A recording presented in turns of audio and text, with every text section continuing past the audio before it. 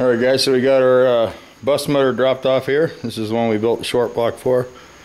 So we'll get this all pulled apart tomorrow, get the sheet metal off of it, and the only thing we really need on this motor is the distributor, the sheet metal, and the charging system, rocker arms,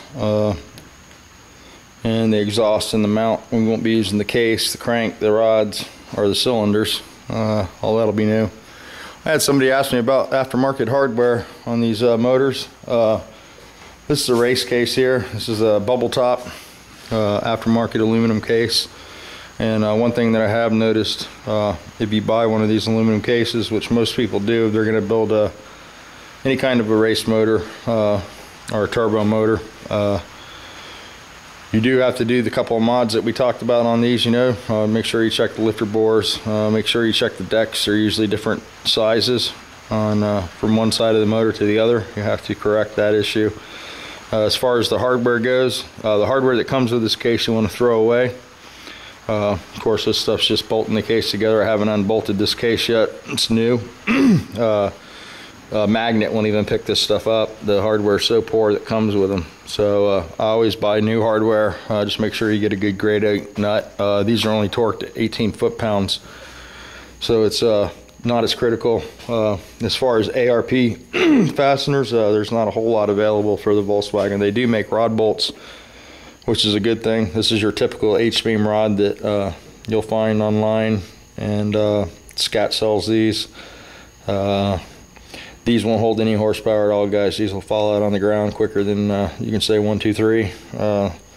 You want to replace these rod bolts with the ARP bolts, and make sure that you use a stretch gauge when you torque these rods, and measure the stretch on the bolt. Don't rely on the torque to give you the proper clamping load. You want to make sure you get your bolt stretched properly, and each manufacturer has a different recommendation on the stretch, but I would definitely recommend the ARP upgrade on the rod bolt hardware if you're going to use these rods. If you're going to build a turbo motor and you're going to lean on it any at all, you want to go to like a Potter rod or a Corella rod, something that's more suited for that kind of application. These rods are fine up to 160 horsepower, 150 horsepower, and some people will tell you you're pushing it at that level. They'll fail. This is a copy of a good part, and just because it looks like a good rod doesn't mean that it's a good rod, and I try to stress that to guys all the time. The other thing is the crank. If you're going to build a turbo car, I'd recommend getting a German crank counterweighted. Don't go with one of these Scat cranks or MP crank. MP crank won't hold up. If you're going to get a counterweighted one-piece forged crank, buy a Scat crank. That's what I run in my car. I've had the same crank since 1982, so I've got really good service with the Scat Volt Stroker stuff. But as far as the CB Performance cranks or the MP cranks, they will not hold up in a turbo application. And if there's guys running them, they're just it's just a matter of time. The head studs, you can buy these aftermarket. Raceware is the good brand if you want nice ones. If you're not going to buy the Raceware stuff, there's a couple different companies that sell the chrome mollies. I'd probably get those from like JC's. Those are very important in a turbo car also. I run an 8mm stud in my car just to limit the amount of boost I can throw to the motor. It keeps me from going crazy. Most of these aluminum cases come with a 10mm stud, which gives you much better clamping, and you don't get the head coming loose under boost conditions.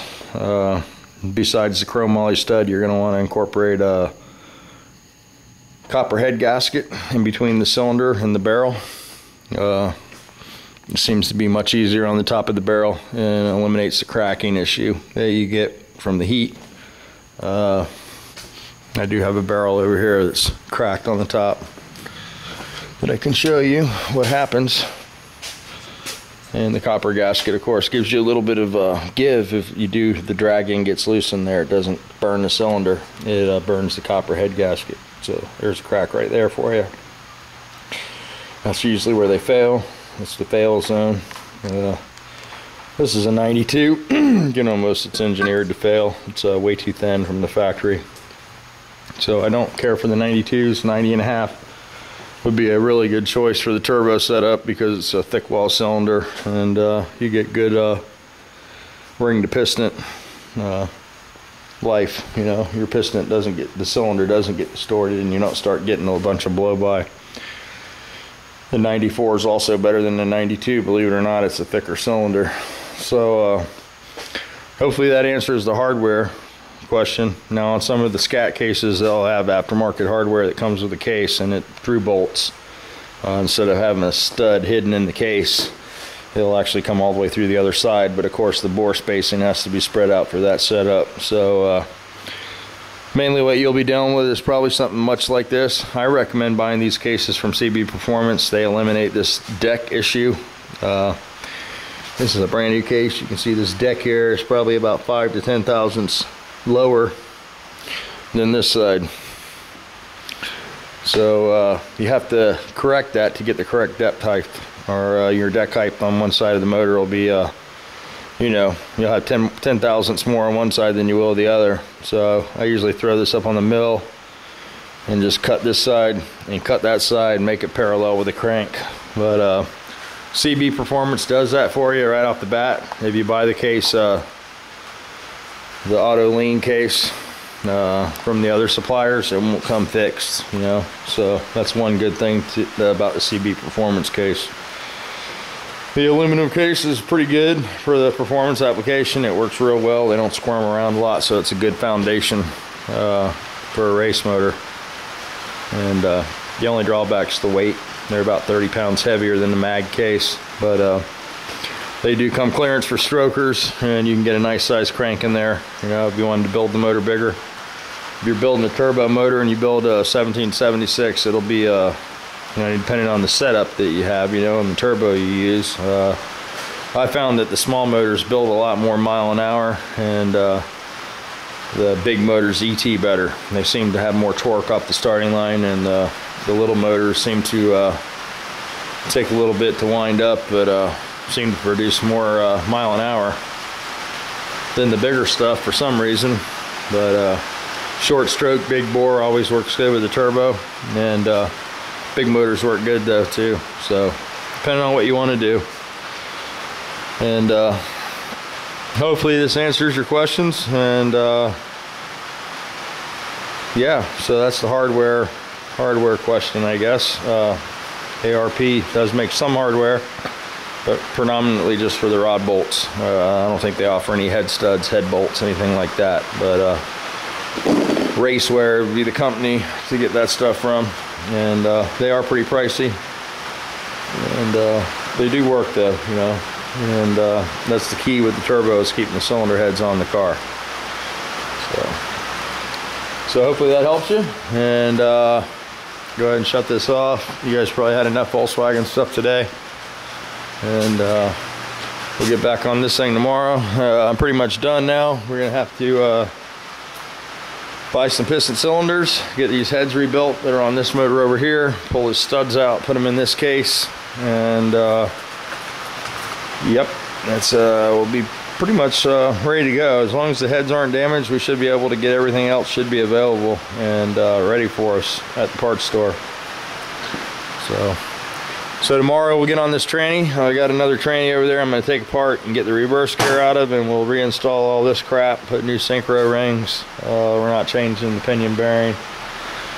And yeah, so that'll be one less tranny and one less short block. And we'll take this, I guess I'll leave that in the stand. And I'll take the 1776 out of the stand over there, and I'm going to put the 1915 up there in the stand, and we'll start building that. We'll go ahead and get our short block built for that, assemble our crank and our rods. And basically what we did today, we'll have our 1915 looking like that with the rods hanging out of it. And then we'll get some remaining parts that we need for this gathered up, and this one will be off to the Great Midwest. So yeah, that'll be good. That'll be fun, and it'll put a smile on somebody's face for sure. So we got that. We got that one over there. We got a few things going. Cat managed to slip in here and take a big dump in here. I got that cleaned up, but it smells like ass in here again. And of course nobody knows how the cat got in here. Oh, no, I was going to show you this tranny real quick. Get it over here in the light. Oh good gosh, somebody asked about the 4-bolt instead of the nut, circle nut.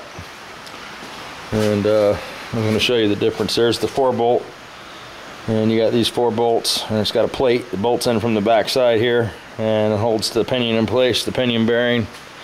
And then the other type would be like the single side plate tranny over here, which is the big nut. And basically it's just a big hole in the case, and the pinion sticks through on this side. We put our shim in there, and then we tighten that circle nut right here. So, or actually right here, circle nut, one of those sides goes in the gearbox part, or in the differential part, not the gearbox part. This would go through the case, and then your nut goes on this. And these are supposed to be stronger than the 4-bolt. This is what I run in my car. I like to use a 72 case and then have the gussets welded to it. This particular case here is a Rhino tranny case. This is an aftermarket case. These are designed for mid-engine application. That's why all the gussets are on the top of the case. So this is where the tranny tries to spit the ring and pinion out, is the bottom. A lot of guys will weld this hole up to keep it from blowing out the sides.